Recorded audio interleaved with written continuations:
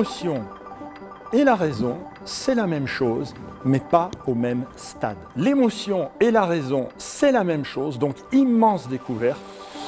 Le personnage est venu à Grenoble École de Management à l'initiative du CDPM, le Centre de développement personnel et managérial qui soutient les étudiants dans leurs choix stratégiques via de l'accompagnement, du coaching ou du développement professionnel et personnel. Nothing is impossible. Et c'est tout l'objet de cette conférence axée sur l'intelligence émotionnelle. Qu'est-ce que c'est que l'intelligence émotionnelle? C'est l'ensemble de tous les petits trucs qu'on a réussi à s'approprier et qui nous permettent de faire de nos émotions une alliée et non pas un ennemi. Comment mieux gérer une émotion? Comment s'en faire une alliée? En somme, comment cultiver son intelligence émotionnelle? D'abord en jetant un coup d'œil dans notre cerveau. Il n'y a pas d'un côté l'émotion et de l'autre côté la raison. Autrement dit, tout commence par de l'émotion. Et une fois refroidi, et une fois que ça va suivre un circuit que je vais vous montrer, ça va s'appeler ce que l'on appelle la raison. Si par exemple vous venez de recevoir un mail qui vraiment vous met hors de vous, éventuellement répondez à chaud, mais surtout ne l'envoyez pas. Vous le mettez au brouillon, vous le mettez au parking, moi j'appelle ça, vous le relisez une demi-heure après, vous allez vous dire « Oh, heureusement que je ne l'ai pas envoyé ». Et là, vous vous évitez bien des ennuis. Eh bien, vous avez fait de l'intelligence émotionnelle. Donc, il faut se méfier à chaud de nos réactions.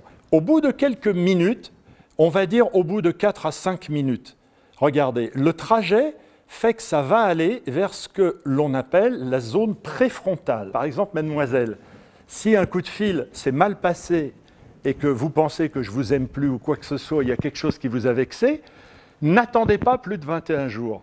Si vous le faites en temps réel, vous allez être dans l'émotion. Tu dis « Quoi? Tu oses me dire ça ?» Là, vous êtes dans le 1. Par contre, vous me rappelez le lendemain ou le surlendemain et vous dites « Dis donc, j'aimerais te reparler de quelque chose. Est-ce que c'est bien cela que tu as voulu dire ?» À ce moment-là, vous êtes dans le 2. Et donc, il est très important de ne pas parler en temps réel parce que là, en temps réel, on est capable d'être sur le registre émotionnel pur, mais peut-être un quart d'heure après, de revenir dessus et de dire « Il faut que je te parle, j'aimerais qu'on revienne sur ce qu'il s'est passé. » Et à ce moment-là, il faut que je te parle sera beaucoup plus calme, parce que vous serez passé de 1 à 2. Et figurez-vous que vous disposez, notez-le bien en énorme, de 21 jours pour faire ce toilettage. Si vous attendez au-delà de 21 jours, regardez bien, le circuit du cerveau va être le suivant, et il va aller, hop, en 3. Et à 3, si vous voulez, c'est la mémoire longue. Et là, la molécule est dure. Et ce qu'il faut savoir, c'est qu'elle est froide et que le dur dure. Alors, notez bien que dans ce cas-là, il faut 3 fois plus d'énergie pour enlever un marqueur somatique négatif. C'est-à-dire qu'il est important de nettoyer le vase tant qu'il est temps, parce qu'après, on garde des choses qu'on appelle des marqueurs somatiques négatifs, et ça va être 3 à 4 fois plus difficile de le détruire après.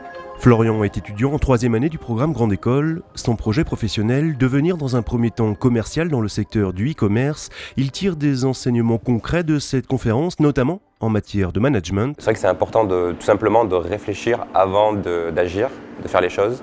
Et c'est très utile en entreprise parce que ça permet de bien se comporter, d'agir stratégiquement avec les personnes, de contrôler ses émotions et donc ne pas agir impulsivement et créer un état de confusion dans une équipe et créer du coup du stress pour les personnes qui travaillent avec moi. Cette vision des 21 jours, c'est vrai qu'on finalement on l'a sans s'en rendre compte, et c'est bien qu'ils le mettent en exergue et qu'ils insistent dessus, parce que dans notre vie tous les jours on s'est dit oui je le ferai plus tard, je le dirai plus tard, et à force de reporter finalement on oublie de faire des choses et de parler à des personnes qui sont importantes pour nous, que ce soit de la famille ou des personnes proches, et c'est vrai, cette règle des 21 jours respectée finalement c'est une manière de se dire non, il faut que je le fasse demain pour éviter d'avoir des problèmes plus tard. On a des milliers de sentiments, mais il n'y a que 6 émotions.